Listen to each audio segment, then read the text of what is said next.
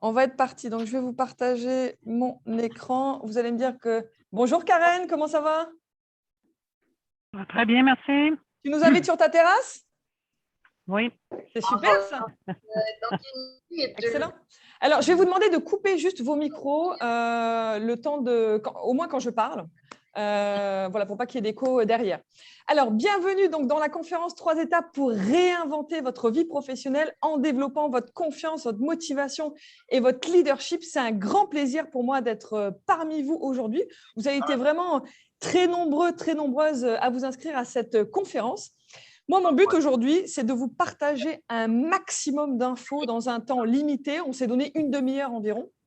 Donc, je vais être vraiment la plus courte, concise et claire possible. Commis, si tu pouvais juste couper ton micro, ça serait génial. Même que non. Oui, mais au niveau de la caméra, c'est bon pour toi maintenant?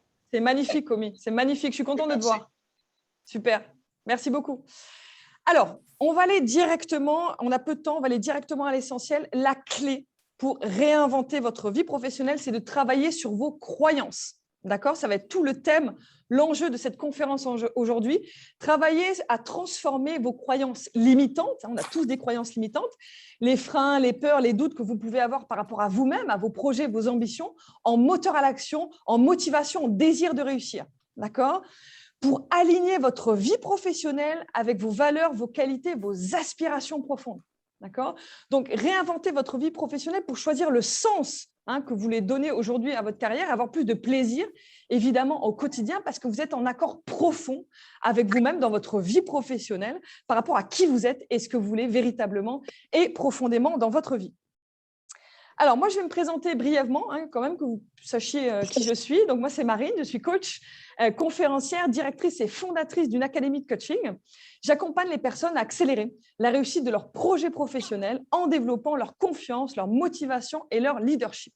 Pourquoi? Parce que je suis intimement convaincue qu'au-delà de vos diplômes, de vos compétences, de vos formations, de votre savoir-faire technique, ce qui va vous permettre de faire la différence, d'accord? Ce qui va vous permettre de créer une vie professionnelle qui a du sens, ce sont les qualités intrinsèques liées à votre personnalité, ce qu'on appelle le savoir-être, en l'occurrence votre confiance en vous, votre motivation et votre leadership. Et moi, je vous aide à développer, renforcer ces qualités-là pour atteindre vos objectifs professionnels. Ça peut être, par exemple, de trouver un emploi qui vous correspond. Ça peut être de vous réorienter. Ça peut être d'évoluer dans votre poste actuel ou de lancer votre propre entreprise. Donc, moi, j'ai créé un programme de formation qui dure 7 semaines, que j'anime dans le cadre de masterclass de coaching, 2 fois par semaine. J'ai 2 cohortes toutes les semaines. Et en parallèle, j'interviens également donc, dans les universités, à l'Université de Montréal, dans le cadre du programme Innoving à Polytechnique, dans le cadre du programme Validé et également à Montréal Inc., qui est un des plus gros incubateurs d'entreprises ici à Montréal. Donc, moi, c'est un plaisir aujourd'hui de vous partager la clé qui m'a permis de réinventer ma vie professionnelle et d'être sur mon X. Aujourd'hui, c'est une expression québécoise, d'exercer en tout cas ma mission de vie, d'avoir du plaisir, du sens dans ce que je fais au quotidien.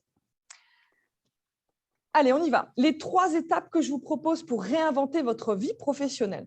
Première étape, c'est accepter l'impact, le pouvoir de vos croyances sur la création de votre réalité et donc votre évolution professionnelle comme personnelle. Vous allez évidemment très vite comprendre que tout est lié.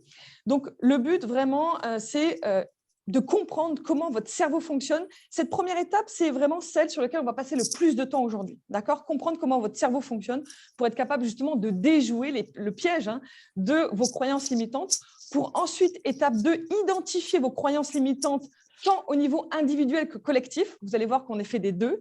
Et enfin, 3e étape, transformer donc les peurs, les doutes, les craintes que vous pouvez avoir par rapport à vous-même, à votre vie professionnelle, à vos projets, vos ambitions, en motivation, en désir de réussir.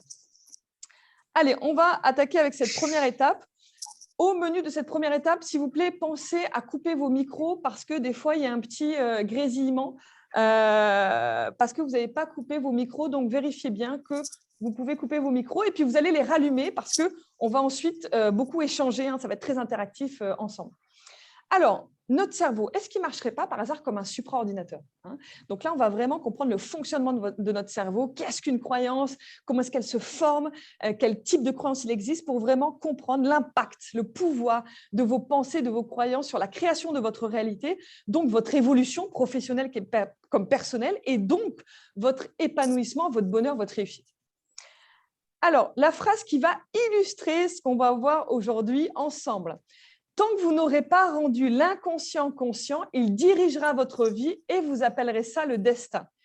Qui comprend quoi de cette phrase qui, je vous avoue, est compliquée, mais qui illustre très bien ce qu'on va voir ensemble? Qu'est-ce que vous comprenez? Tant que vous n'aurez pas rendu l'inconscient conscient, il dirigera votre vie et vous appellerez ça le destin. Allez-y, vous pouvez participer. Il n'y a pas de bonne ou de mauvaise réponse. L'important, vraiment, c'est de participer. Peut-être tu peux couper ton iPhone. Les personnes qui sont dans le café à Marrakech, on a des bruits parasites autour. Il n'y a pas de souci. Alors, allez-y. Tant que vous n'aurez pas rendu l'inconscient conscient, il dirigera votre vie et vous appellerez ça le destin. Qui comprend quoi de cette phrase? Ça marche pas.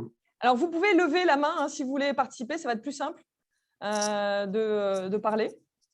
J'essaie de manger. Je sais pas si je vais manger. Oh, moi, le trompe. Allô, j'entends le iPad de Luc. Luc, peut-être tu voulais participer? Allez, je vais commencer, je vais briser un petit peu la glace. Alors, l'inconscient tire sa force du fait que justement, il est inconscient. Mais à partir du moment même où on prend conscience de comment les choses fonctionnent, ça va être tout l'enjeu de cette conférence aujourd'hui, d'accord? De faire remonter l'inconscient au conscient. Hein. Du coup, on est beaucoup plus capable d'être pleinement maître et responsable de sa propre destinée et donc de son évolution évidemment professionnelle et on est bien plus capable de réinventer, de renouveler sa vie professionnelle. N'oubliez pas de couper vos micros. Hein. Allez, on y va. À votre avis, combien on a de pensées par jour? Allez-y, dites un nombre, des centaines, des milliers, peu importe, on est là pour participer. Allez, on y va, il n'y a pas de mauvaise réponse. L'important, 1 million. Combien? Des milliards. On voit ceux qui pensent beaucoup. Dans le chat aussi, c'est excellent, vous pouvez participer dans le chat. 12 millions. Excellent, excellent, c'est bien, je vois. C'est bien. Alors, on a entre 50 et 60 000 pensées par jour, d'accord? 90% de ces pensées sont inconscientes. C'est-à-dire qu'on utilise seulement 10% de nos pensées pour agir. Nous avons seulement accès à 10% de notre cerveau. Donc, c'est pour ça que certains scientifiques comparent notre cerveau à un supraordinateur où la partie visible, tangible, en l'occurrence l'écran, hein, serait les 10% de nos pensées conscientes et toute la partie invisible, tout le disque dur derrière, serait les 90% de nos pensées inconscientes. D'accord ? Et c'est pour ça que Freud a utilisé une image, une métaphore que vous connaissez certainement. C'est la métaphore de l'iceberg. Bonjour Jean-Philippe. Bonjour. Alors, tu peux couper ton micro hein, si tu veux, ça sera mieux pour la conférence. Donc, vous connaissez cette métaphore. En fait, les 3/4 de nos pensées, les 90% de nos pensées inconscientes, c'est les 3/4 de l'iceberg sous l'eau. Et le quart de l'iceberg sur l'eau, c'est évidemment les 10% de nos pensées conscientes. Et d'ailleurs, on peut tous, en fait, parmi ces 90% de pensées inconscientes, 98% d'entre elles sont répétitives, d'où la répétition de schémas, de patterns. On peut tous constater dans son expérience de vie qu'en réalité, très souvent, malheureusement, on se retrouve dans les mêmes impasses, on reproduit les mêmes schémas, les mêmes patterns, on se cogne aux mêmes portes. Pourquoi ? Parce que toutes nos pensées, nos croyances limitantes inconscientes qui viennent nous dire qu'on n'est pas capable, on n'est pas assez ceci, pas assez cela, que ce n'est pas possible, que ce n'est pas pour nous. Toutes ces pensées, ces croyances limitantes inconscientes, le problème, c'est qu'elles viennent nous saboter petit à petit dans notre estime de nous-mêmes et donc dans notre capacité à passer à l'action et à oser concrétiser nos projets. Donc là, le but, c'est vraiment de comprendre comment notre cerveau fonctionne pour être capable de déjouer évidemment les pièges de ces croyances limitantes et transformer, réinventer sa vie professionnelle. Ce qui est important de noter ici, c'est qu'il n'y a pas de bonne ou de mauvaise croyance en soi dans l'absolu. On ne juge personne ici, ce n'est pas le propos. C'est en fait votre capacité à utiliser et canaliser vos propres croyances qui vont déterminer au final si elles vous sont positives, favorables ou pas. Alors, on y va maintenant étape par étape, de manière précise, structurée. À votre avis, qu'est-ce qu'une croyance ? Parce qu'avant d'aller plus loin, on va d'abord définir ce qu'on entend par croyance. Alors, à votre avis, c'est quoi une croyance ? Vous pouvez lever la main et participer.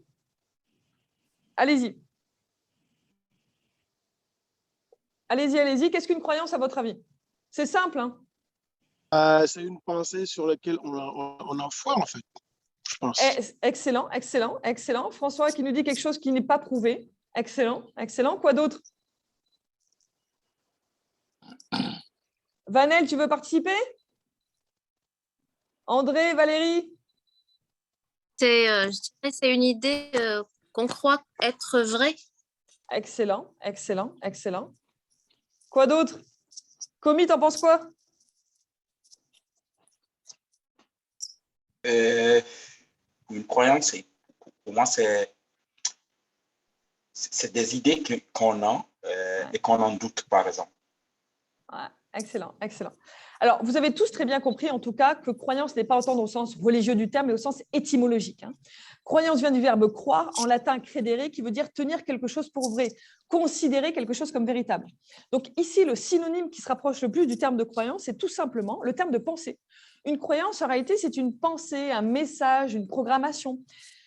Les scientifiques nous parlent de directives transmises à notre cerveau via notre système nerveux. Tout ça, c'est la même chose. Pensée, message, programmation, directive. Et comme on ne peut pas vivre sans pensée, comme on ne peut pas vivre sans croyance, nos pensées, nos croyances vont devenir des principes, des fondations sur lesquelles notre vie se bâtit et qui donnent sens à notre vie. D'accord ? C'est tout l'enjeu, tout le rôle de notre cerveau de s'organiser. D'accord ? Et petit à petit, ces pensées, ces croyances vont devenir des certitudes à propos de nous-mêmes, des autres, notre manière de percevoir le monde. Alors, Greg Braden, qui est un pionnier, un expert dans le domaine des croyances, auteur de nombreux best-sellers sur le sujet, ancien développeur informatique, donne pour moi la meilleure définition de ce qu'est une croyance. Il nous dit que c'est la certitude de ce que nous acceptons comme vrai dans notre esprit, donc avec notre côté logique, cartésien, rationnel, mais également combiné à ce que nous sentons vrai dans notre cœur, donc au niveau de nos émotions, nos sentiments, nos ressentis. D'accord ? Et c'est intéressant parce qu'effectivement, en coaching, moi, je passe à travers deux exercices différents, l'un qui passe par le pôle de l'esprit et l'autre qui passe par le pôle du cœur pour justement transformer, déprogrammer ces croyances limitantes. Alors, à votre avis, maintenant, d'où est-ce qu'elles proviennent? Comment est-ce qu'elles se forment, ces croyances à la base? Allez-y, Karen, Mona, Valérie. Avec l'éducation des parents. Ouais, super bonne réponse, Mona. Quoi d'autre? Nos événements. Influence sociale, François. Expérience. Expérience, Valérie, génial. Quoi d'autre? Vous en avez dit pas mal, hein? Vous avez compris qu'en fait, effectivement, le premier vecteur de formation de nos croyances, c'est les médias. C'est Yves, ton prénom? Non, C'est Yann. Yann, super, super. Le premier vecteur de formation de nos croyances, c'est notre environnement au sens large du terme, d'accord ? Notre environnement social, parental, culturel. Nous, les êtres humains, on se construit en constante interaction, d'accord, avec notre environnement. Dès notre naissance, on est soumis à une quantité infinie de stimuli. Évidemment, ces stimuli sont heureusement pour la plupart du temps inconscients. Certains chercheurs identifient le début de formation de nos croyances à partir du moment même où on est à l'état embryonnaire, c'est-à-dire dans le ventre de notre maman, hein, et ce, principalement jusqu'à 7 ans. Alors, bien évidemment qu'au-delà de 7 ans, que des croyances se forment et se transforment tout au long de notre vie, surtout si on fait un travail sur soi en tant qu'adulte. C'est tout l'enjeu de cette conférence et tout l'enjeu du travail personnel qu'on peut faire sur soi. Mais c'est principalement entre 0 et 7 ans que viennent se former, se cristalliser l'ensemble noyau dur de nos croyances tant positives que limitantes. Pourquoi ? Parce qu'entre 0 et 7 ans, on vient enregistrer, emmagasiner tout ce qu'on voit, tout ce qu'on vit, tout ce qu'on entend, tout ce qu'on ressent, mais sans filtre, sans esprit critique, un peu comme une éponge, si vous voulez. Et c'est à partir de 7 ans, vous savez que 7 ans, on dit que c'est l'âge de raison, comme par hasard, qu'on vient, sur la base des informations qu'on a fraîchement accumulées, papa, maman, etc., qu'on vient faire le tri entre ces informations-là et se forger sa propre personnalité. Donc, vous avez compris qu'on a d'abord un conditionnement individuel. D'accord, en fonction de nos expériences intrapersonnelles, de notre cercle familial, amical, etc. Maintenant, à votre avis, est-ce qu'en plus de ce conditionnement individuel, nous avons un conditionnement collectif? Et si oui, pourquoi, comment? Est-ce que nous avons un... Oui? Oui, je pense que oui, parce qu'en fait, notre environnement, on rencontre des gens et les différents comportements des gens qui nous entourent, etc., vont influencer nous-mêmes, notre manière de penser, notre manière de voir les choses. Donc, je dirais que oui. Excellent, excellent, excellent. Qui d'autre? Est-ce qu'on a un conditionnement collectif? Alors, ouais. Oui, car on dépend du groupe social, dit François. Exactement. Parce que je suis tout à fait d'accord. Tu as ton micro ouvert à Marrakech, donc tu peux. Difficile de le couper sur un iPhone. Mais ça serait bien parce que ça nous faciliterait au niveau de l'écoute. Alors, effectivement, en plus de notre conditionnement individuel, ce qui est très important, c'est de comprendre qu'on a un conditionnement collectif. Hein, en fonction de notre pays d'origine, par exemple, en fonction de notre milieu social, en fonction de notre religion, si on en a une, de notre communauté d'appartenance au sens large du terme. Ce qui est vraiment important pour moi que vous reteniez aujourd'hui, c'est que nous sommes tous et toutes constitués, toutes nos croyances se constituent à ces deux niveaux-là, au niveau individuel et collectif. Alors, maintenant que vous savez ce qu'est une croyance, comment est-ce qu'elle se forme, à votre avis, quel type de croyance il existe? Et ne cherchez pas midi à 14h, cette question est très simple. Martin, tu peux couper ton micro, s'il te plaît? Ça serait génial. Martin Dion, oui? Comi, tu voulais intervenir? Quel type de croyance il existe, à votre avis? C'est facile, hein, la réponse à cette question. Valérie, Yann, Mona, ouais. Comment? Émotionnel et rationnel. Intéressant, très intéressant. Quoi d'autre? Pour moi, c'est la prise de conscience de ses limites. Ok. Quoi d'autre? Alors, pour répondre à cette question, on va aller chercher du côté de nos émotions. On va apprendre à lire nos émotions. Est-ce que quelqu'un a déjà entendu parler du thème, du concept d'émotion universelle? Est-ce que vous savez ce que ça veut dire? Rien. Les émotions universelles, ce sont les émotions que nous vivons tous en tant qu'êtres humains, qu'on soit grand, petit, blanc, noir, riche, pauvre, catholique, musulman. Nous avons tous en commun 6 émotions principales. C'est les émotions que nous pouvons lire sur les visages. D'accord? Alors, à votre avis, ce sont lesquelles? Les 6 émotions que nous avons tous en commun en tant qu'êtres humains. Allez-y. Peur. Excellent, Greg. Peur. La joie. Excellent, André. Joie. Excellent. C'est la plus forte de toutes. Quoi La d'autre? colère. Ouais. Excellent. La 3. tristesse. Excellent. 4. Les 2 dernières, c'est les plus difficiles. Donc, c'est normal que vous ne trouvez pas. C'est la surprise. La honte. Ah, bien. Alors, il y a des… La culpabilité, je ne sais pas. Là. C'est intéressant. Il y a… Le Pardon? stress. Le stress. Le stress. Voilà, le stress. Les 2 dernières, c'est la surprise et le dégoût. Ah, ok. Mais c'est intéressant, André, parce qu'on pourra en reparler. Il y a des études qui en identifient 7 et qui mettent la honte dans les émotions universelles. Bon, c'est des sources différentes. Alors, donc, c'était, juste pour être sûr, c'était le dégoût et… Alors, qui veut… Allez-y, on y va. Colère, peur, joie, peur, tristesse, dégoût. Tristesse, joie, surprise, dégoût. Colère. Oui. Est-ce que tu as tout, André? Est-ce que vous voulez qu'on répète? Je les ai. Joie. Bien. Vanel, c'est bon, tu les as? Oui, c'est correct. Excellent, c'est génial. Alors, ces 6 émotions-là, on peut les ramener, les synthétiser en 2 forces motrices, entre 2 sources d'énergie, hein, dans lesquelles nous puisons nos forces au quotidien, nous les êtres humains, pour dépasser nos peurs, surmonter les obstacles. C'est l'amour d'un côté, la peur de l'autre. Toute notre vie, il va y avoir un fil entre les deux. On va osciller de l'un à l'autre, sachant que l'amour chasse la peur chasse l'amour. Donc, on est soit dans l'un, soit dans l'autre. On ne peut pas être dans les deux en même temps. Sachant également que le pôle de l'amour a une vibration, une intensité, une énergie beaucoup plus grande que le pôle de la peur. Et que la personne qui, dans sa vie, veut se rapprocher d'un bonheur stable, durable, profond et authentique… Martin, si tu pouvais éteindre ton micro, ça serait génial. Donc, la personne qui, dans sa vie, veut se rapprocher d'un bonheur stable, durable, profond et authentique, se rapproche du pôle de l'amour dans tout ce qu'il peut penser, dire, ressentir et faire. D'accord? Donc, à ces 2 pôles-là se rattachent 2 types de croyances. C'est simple. Les croyances positives, d'un côté, qui vont dans le sens de notre bien-être, de notre épanouissement. Comment les reconnaître? En fonction des émotions qui nous habitent quand on a affaire à des croyances positives. La joie, l'envie, la confiance, la motivation. Du côté du pôle de la peur, on retrouve toutes les émotions, toutes les croyances limitantes qui viennent nous freiner, nous limiter, parfois même nous bloquer finalement dans notre évolution professionnelle comme personnelle. Comment les reconnaître en fonction des émotions, là aussi, qui nous traversent lorsqu'on a affaire à des croyances limitantes? La peur, la colère, la tristesse, la frustration, l'insatisfaction, etc. OK? Alors, maintenant que vous savez ce qu'est une croyance, quel type de croyance il existe, quel est le premier vecteur de formation de nos croyances? À votre avis, c'est la grande question de cette conférence. Quel est le pouvoir, l'impact de vos pensées, de vos croyances sur votre évolution professionnelle comme personnelle, sur votre vie, hein, sur votre bonheur, sur votre réussite? À votre avis? Quel est le pouvoir, l'impact de vos pensées, de vos croyances sur la création de votre réalité? François qui nous dit immense dans le chat. Tout à fait. Moi, je dirais que nos croyances, soit elles nous poussent à changer, à faire mieux, soit elles nous poussent à rester dans notre cercle de confiance, notre zone de confiance, je dirais. Tout à fait, Iman. C'est très bien dit, c'est très juste. Quoi d'autre? Anan qui nous dit soit un frein, soit un motivateur. Exactement, tout à fait.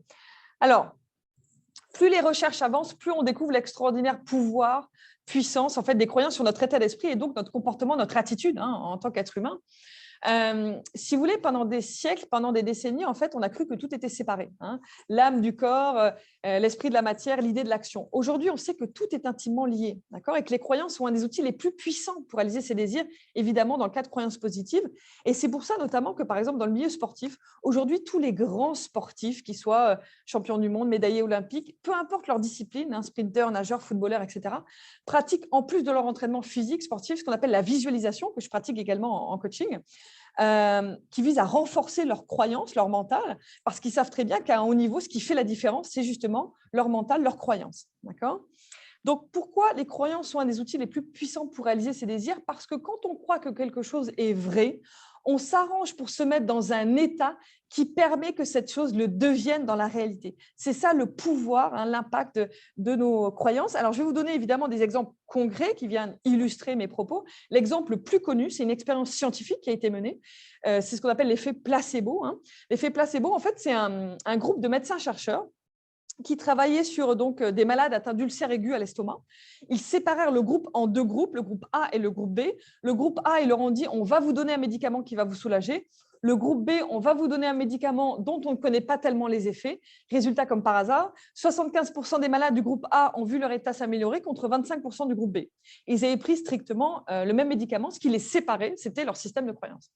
Donc, on voit avec l'effet placebo que nos croyances positives peuvent aller jusqu'à la guérison. Maintenant, à votre avis, dans le sens inverse, à l'opposé, jusqu'où nos croyances limitantes peuvent-elles aller? Quel tort, d'accord, nos croyances limitantes peuvent-elles causer? À votre avis? Ismaël, si tu veux participer. Mona, Valérie? Oui, Ismaël. Comme disait quelqu'un tout à l'heure, de rester dans sa zone de confort? Oui, tout à fait. Tout à fait, tout à fait, tout à fait. Exactement. Très bien. Alors, effectivement, l'inverse de l'effet placebo, c'est l'effet nocebo. L'effet nocebo, c'est le fait de croire que notre vie est en danger, en fait, d'une quelconque façon que ce soit. Oui, Kumba qui nous dit manque d'estime de soi, tout à fait. Bon, aujourd'hui, pour la plupart d'entre nous, heureusement, nous n'avons plus peur d'un danger physique, mais l'homme étant un animal social, l'être humain, nous avons des peurs psychologiques, et notamment la peur du rejet, par exemple. Et face à une situation que l'on juge stressante, c'est-à-dire face à un rejet potentiel, on l'a tous vécu. Hein. Alors, ça peut être, par exemple, un entretien d'embauche, un rendez-vous important, une prise de parole en public, un examen, etc. Ça peut différer selon les individus et les situations, mais par exemple, ça pourrait être des petits problèmes de peau, ça pourrait être mal à la tête, mal au ventre, des difficultés à dormir, etc. On a tous vécu plus ou moins ces situations. C'est vraiment l'effet concret de nos peurs, puisque là, on est dans le pôle des croyances limitantes, hein, sur notre corps. Notre corps, c'est la matière, c'est la réalité. D'accord ? Donc, alors une étude aussi, un dernier exemple là, sur le sujet, une étude sur la schizophrénie. Hein. Vous savez que la schizophrénie, c'est le dédoublement de la personnalité. Une personne schizophrène qui se croyait atteinte de diabète, alors que de facto, c'est-à-dire physiologiquement parlant, elle ne l'était pas. Mais quand elle était à un état de crise, elle réussissait par la seule force de ses pensées, de ses croyances, à faire augmenter son taux de glycémie, donc à transformer son état physiologique. C'est ce qu'on appelle la somatisation. D'accord ? On l'a tous vécu. Donc, vous savez très bien de quoi je parle. Et donc là, vous voyez très bien avec l'effet nocebo que nos croyances limitantes peuvent aller jusqu'à la maladie. Alors évidemment, entre la guérison, la maladie, entre l'effet placebo et l'effet nocebo, il y a un large spectre d'émotions, de situations possibles. Mais l'une des pires, hein, et c'est tout l'enjeu de cette conférence, c'est de vivre une vie où on restreint considérablement son plein potentiel, d'accord, à cause de ces croyances limitantes, hein, et qu'on utilise seulement peut-être 15 à 20% de son plein potentiel dans sa vie professionnelle. D'accord ? Alors, une petite synthèse de ce qu'on a vu jusqu'à présent, d'accord? Un petit récapitulatif. Donc, on a compris qu'une croyance, en réalité, c'était une pensée, hein, tout simplement, une pensée, un message, une programmation qui allait devenir petit à petit une certitude, une conviction à propos de nous-mêmes, des autres, notre manière de percevoir le monde, hein. Souvenez-vous de la définition de Greg Braden qui est hyper intéressante.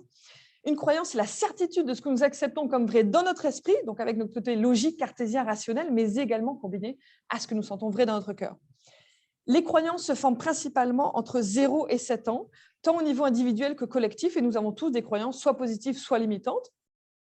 On a vu avec l'effet placebo que ça pouvait aller jusqu'à la guérison, avec l'effet nocebo jusqu'à la maladie. Et on voit clairement, évidemment, le pouvoir, l'impact de nos pensées, de nos croyances sur la création de notre réalité, sur notre évolution professionnelle comme personnelle. Donc, ce que je veux que vous reteniez ici, hein, qui est le plus important par rapport à cette conférence, c'est qu'il faut vraiment faire la différence entre deux choses que l'on confond beaucoup trop souvent. C'est la réalité d'un côté, avec des faits neutres et objectifs, et d'un autre, notre perception de la réalité qui passe automatiquement par le filtre de nos croyances. Quand on n'est pas au courant de l'impact de nos pensées, de nos croyances sur la création de notre réalité, on pense que la réalité et notre perception de celle-ci sont une seule et même chose. Donc, dans le cas de croyances limitantes, on est persuadé qu'on n'est pas ceci, pas cela, qu'on n'y arrivera pas, etc. Alors que c'est qu'une perception de nous-mêmes et de la réalité, et qu'il suffirait de faire un travail sur nous-mêmes, hein, pour justement transformer nos croyances et se donner de meilleures chances de bonheur, de réussite dans notre vie professionnelle et capable de réinventer notre vie professionnelle. Lisande, merci de couper ton micro. Alors, la question fondamentale, donc pour terminer, à votre avis, avec tout ce qu'on vient de voir jusqu'à présent, quelles conclusions, quel enseignement pourrait-on en tirer? Quelles questions fondamentales pourrait-on se poser qui nous permettraient de voir les choses différemment et de réinventer sa vie professionnelle comme personnelle? À votre avis, la question existentielle, nous les êtres humains, est-ce qu'on est plus de fragiles victimes, hein, finalement, en proie aux événements, aux aléas d'une vie qui échappe à notre contrôle, qui est soumise au hasard et qui nous fait souffrir la plupart du temps? Ou est-ce qu'on est de puissants créateurs en qui sommeillent des qualités, des capacités souvent méconnues ou inexploitées? À votre avis, est-ce qu'on est plus des victimes ou est-ce qu'on est plus des créateurs? Victimes. Parfait, André. Quoi d'autre? François, créateur. Yann, les deux. Les deux. Yann. Les deux. Moi, je dirais que tout est relatif, donc on ne peut pas être soit l'un, soit l'autre.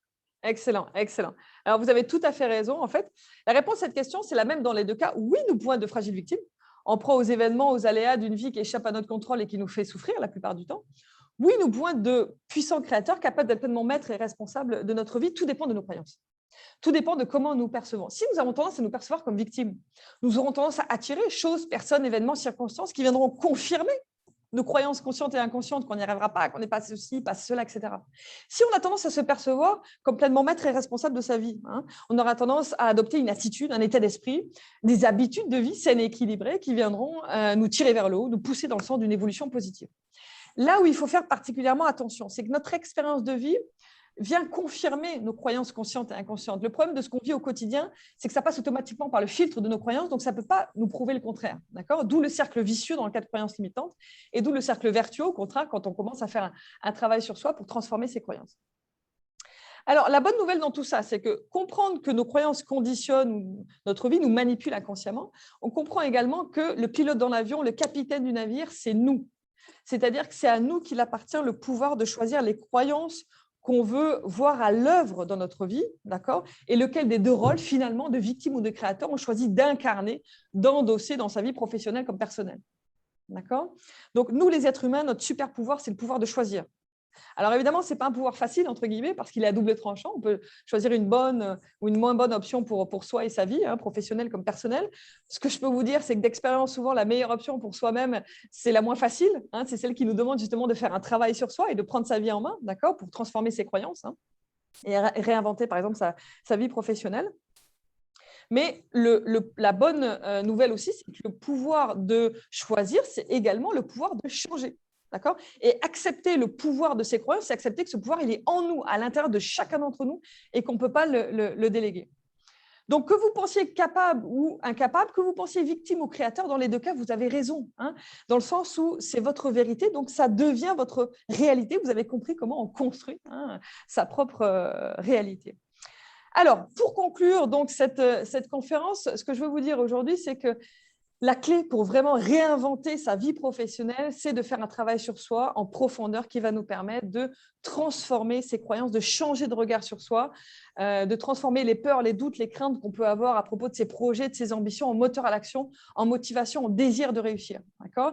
Pour choisir le sens qu'on veut avoir dans sa vie professionnelle, avoir plus de plaisir au quotidien, d'accord, et être en accord profond avec soi dans sa vie professionnelle, avec ses valeurs, ses qualités et ses aspirations profondes. Vu le temps qu'on passe au travail, d'accord, c'est fondamental d'être en accord profond avec ce qu'on fait au quotidien.